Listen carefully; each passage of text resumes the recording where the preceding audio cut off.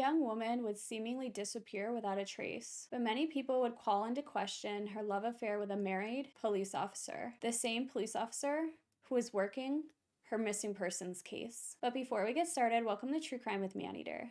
If you love all things true crime, including missing person cases, cold cases, and just the strange happenings of the world, you've come to the right place. If you'd like to support the channel, be sure to subscribe and turn on alerts so you never miss a video upload. Let's get started.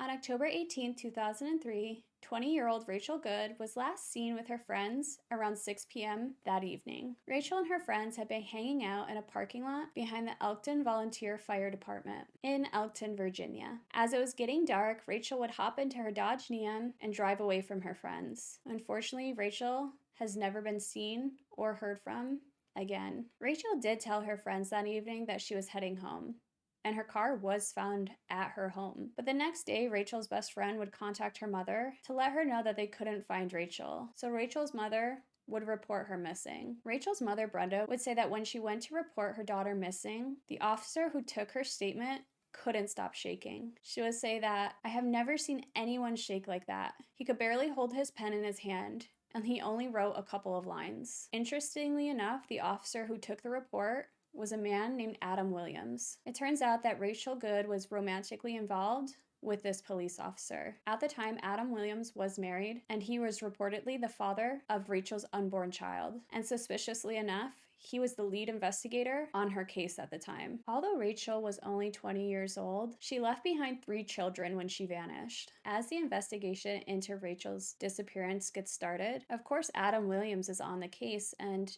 he does a number of things. He entered Rachel's apartment and collected evidence. Of course, this would be totally normal in other circumstances for any investigator to do. The thing is, Adam Williams had never disclosed that him and Rachel were in a romantic relationship, because if he had, he would never have been allowed to investigate this case. It turns out the main reason he kept this relationship to himself was because he was married, and Rachel was pregnant. According to some of Rachel's family members, when she told Adam about the pregnancy, he told her she needed to get an abortion and that he would pay for it. It turns out that Rachel didn't want to get an abortion, and she would soon threaten to tell Adam's wife about the relationship. After learning about this relationship, the Elkton police would place Williams on paid administrative leave, and they would soon execute a search warrant on his home in connection to the case. But he would later resign from the force in January of 2004. 7 years after her disappearance, Rachel's family had her declared legally dead, and at this point, Adam Williams remains a free man, and it seems that no real progress has been made on the case, although the grand jury has reconvened a few times. Police are also interested in finding a vehicle of a red truck seen near Rachel Good's home at around noon on October 19th,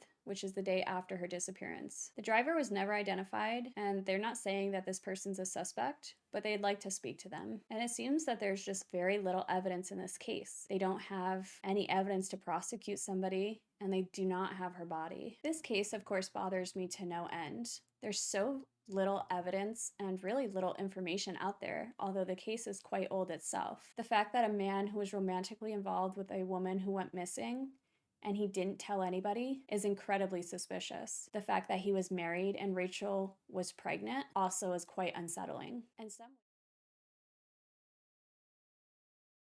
In some ways, this appears to be the perfect murder. The person who presumably did it was allowed to work the case. He could have destroyed evidence, he could have concealed evidence, and the fact that no charges have been brought up on this person seems to indicate that they really don't have any evidence. But I'd love to know your thoughts on this case.